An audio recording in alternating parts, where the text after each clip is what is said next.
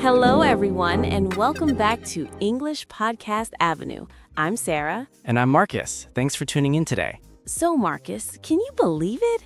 We're coming up on a full year since we started this podcast. I know, right? Time flies. And you know what I've been thinking about? How much our own English has improved just by doing this show every week. Oh, absolutely. I mean, when we started, I was so nervous about speaking clearly and using the right expressions. Now it feels so much more natural. Exactly. And that's actually what we want to talk about today. We thought it would be perfect to reflect on a year of learning English, not just for us, but for all of you listeners out there who've been on this journey too. Yes. So whether you've been studying for a year or you're just starting out, we're going to share some thoughts, some struggles, some victories, and hopefully give you some motivation to keep going. Sounds good. So Sarah, let me ask you this. What was the hardest part of your English learning journey this past year? Oh, that's easy. Phrasal verbs, hands down. I knew you were going to say that. I mean, seriously, why does put up with mean tolerate? Why does run into mean to meet someone by accident? It makes no sense. You're not actually running and you're not actually putting anything up. I get it. Phrasal verbs are tricky because they're so idiomatic. You can't always translate them literally. But here's the thing, native speakers use them constantly in everyday conversation. That's true. Once I started watching TV shows and really paying attention, I noticed them everywhere. And slowly, they started to stick. See, that's the key, exposure. You can't just memorize a list of phrasal verbs and expect to use them naturally. You need to hear them in context over and over again. Right. So my advice to listeners would be don't stress too much about learning every single phrasal verb. Just focus on the common ones you hear repeatedly and let the rest come naturally over time. Great advice. For me, the hardest thing this year was actually pronunciation, specifically those sounds that don't exist in my native language. Like what? Well, the TH sound, for one.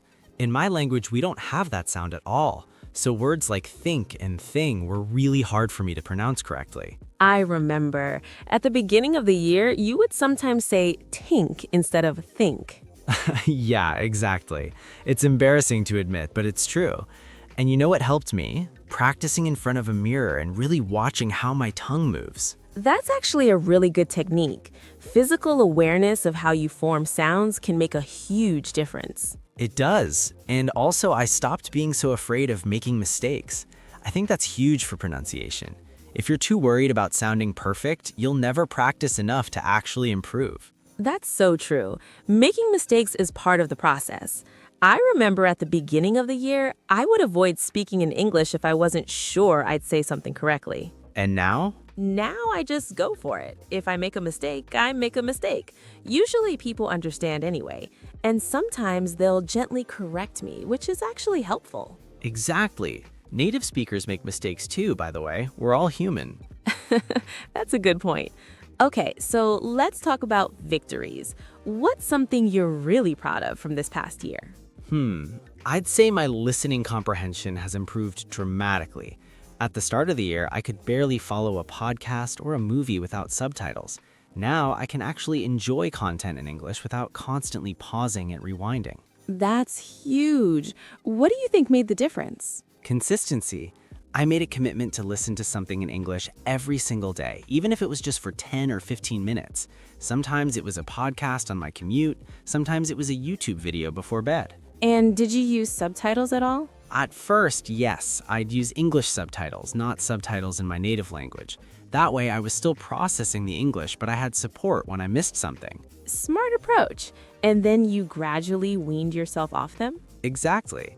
Now I only use them if the accent is really strong or there's a lot of technical vocabulary I'm not familiar with. I love that. For me, I'm really proud of how much my vocabulary has expanded. I used to rely on the same basic words for everything. Now I can express myself with much more nuance and precision. How did you build your vocabulary? Reading, mostly. I started reading articles, blogs, and books in English every day. And here's the key. I didn't stop to look up every single word I didn't know. I tried to understand from context first. That's important. If you stop every 2 seconds to check a dictionary, you lose the flow and it becomes frustrating. Right. I'd only look up words that appeared multiple times or seemed really important to understanding the text. And then I'd write them down in a notebook with an example sentence. Did you review your notebook regularly? I tried to. Maybe once a week I'd flip through it. Honestly, just the act of writing the words down helped me remember them better. There's actually science behind that. The physical act of writing engages your memory differently than just typing or reading. Interesting.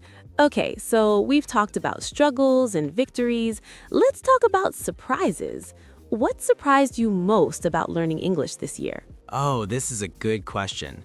I think what surprised me most was how much culture is tied to language. What do you mean? Well, like, I'd be watching a show or reading an article and there'd be a reference to something cultural, a holiday, a historical event, a common saying that I just didn't get because I wasn't raised in an English-speaking country. Can you give an example? Sure, like someone might say it's not rocket science to mean something is easy, but if you don't know that expression, you might think they're literally talking about rocket science and get really confused. Right. Idioms are like that. They're so culturally specific. Exactly. So I realized that learning English isn't just about grammar and vocabulary, it's also about understanding the culture behind the language. That's a really good point. For me, what surprised me was how much English varies depending on where you are. British English, American English, Australian English, they can be quite different. Oh yeah, the spelling differences alone are confusing. Is it color or color? Realize or realize? Both are correct, just depends on where you are. But it's more than spelling. The vocabulary can be completely different. Like in America, they say apartment, but in Britain, they say flat. Or elevator versus lift? Exactly. At first, I found this really confusing, but now I think it's kind of cool. It shows how rich and diverse English is as a global language. Absolutely, and the important thing is that speakers of different varieties of English can still understand each other for the most part. Right. So our advice to listeners would be, don't stress about which variety of English to learn. Just pick one to focus on, but expose yourself to different varieties so you're prepared for real-world communication. Good advice. Okay, we're running short on time, so let's wrap this up. Sarah, if you could give one piece of advice to someone who's been learning English for a year, what would it be? I'd say be patient with yourself. Progress isn't always linear. Some weeks you'll feel like you're improving rapidly, and other weeks you'll feel stuck. That's normal. Just keep showing up and keep practicing. I love that. Mine would be find ways to make learning fun. If you're forcing yourself to do exercises you hate, you're going to burn out. But if you're learning through things you enjoy, movies, music, conversations with friends, it won't even feel like studying. That's perfect. And you know what? Those two pieces of advice work together.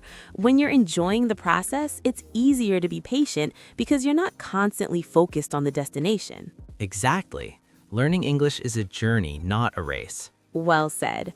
All right, everyone, that's all we have time for today. Thank you so much for listening to English Podcast Avenue. If you've been learning English for a year or any amount of time, we'd love to hear about your experience. Leave us a comment or send us a message. And if you enjoyed this episode, please subscribe and share it with your friends who are also learning English. Until next time, keep practicing, keep learning, and don't be afraid to make mistakes. Bye, everyone. See you next week.